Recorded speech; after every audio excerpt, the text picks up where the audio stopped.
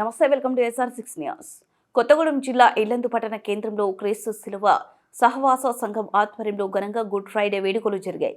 ఈ సందర్భంగా దైవజనుడు బిషప్ జి ఎలీషా బాబు శిలువపై యేసయ్య చేసిన ప్రాణత్యాగం వలన ప్రజలకు పాప విముక్తి లభించిందని, ఆయన త్యాగాన్ని ఆయన కొనియాడారు. శాంతితో బ్రతకాలని, ప్రజలకు క్షేమంగా ఉండాలని ఆయన కోరుకున్నాడని తెలిపారు.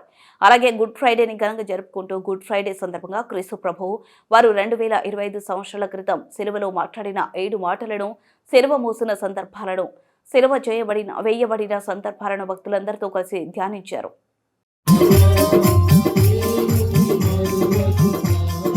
హల్లెలూయా హల్లెలూయా